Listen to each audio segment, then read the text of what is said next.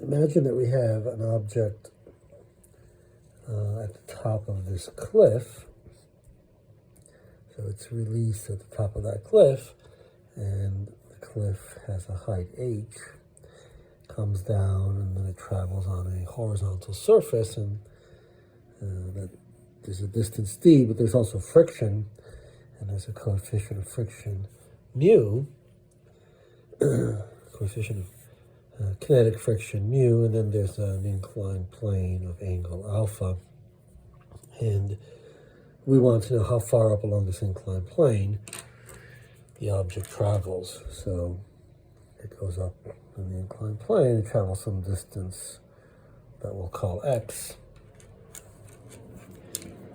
So, if we use energy conservation, we say there's gravitational potential energy.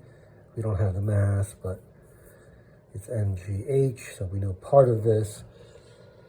And then at the end, we have, again, some height. It's x sine of alpha, so we have an mgx sine of alpha. That's the vertical height.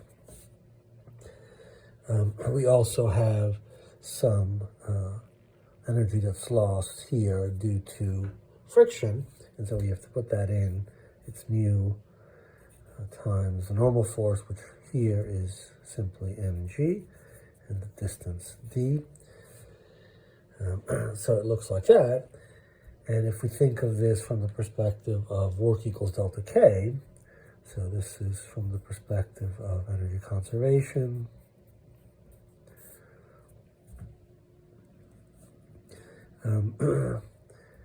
Work equals delta K, then we have positive work done on this cliff. There is negative work here done by gravity, and there's negative work here done by friction. And so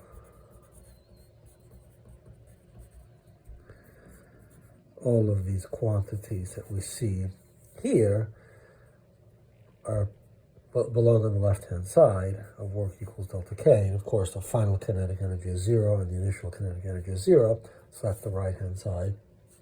Either way, we end up at the same place. We get that x is equal to, we can see from this, we cancel out the unknown mass. We have gh minus mu gd. So we have gh minus mu gd. We can pull out the g, and we're dividing that by the sine of alpha. So that's the distance that the object travels along this inclined plane. And we can see that, let's explore some limits here. As in the limit that alpha goes to, as alpha starts to increase, so as alpha increases, let's say alpha is increasing toward, let's make it steeper and steeper until eventually it's 90 degrees. So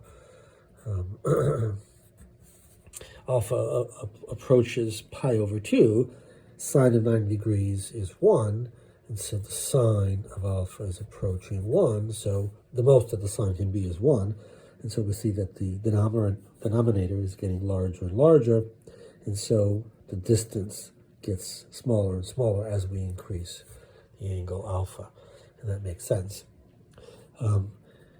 As the angle alpha decreases, it goes to 0, so it's dropped the angle down. Let's make it go to 0. Of course, when alpha goes to 0, there's nothing stopping it from traveling along here because there's no friction, so the distance should go to infinity. And in fact, we are dividing by sine of 0. Sine of 0 is 0, so we get sine of 0. That's equal to 0. We're dividing by infinity, so x tends to infinity, as it should, when the incline disappears.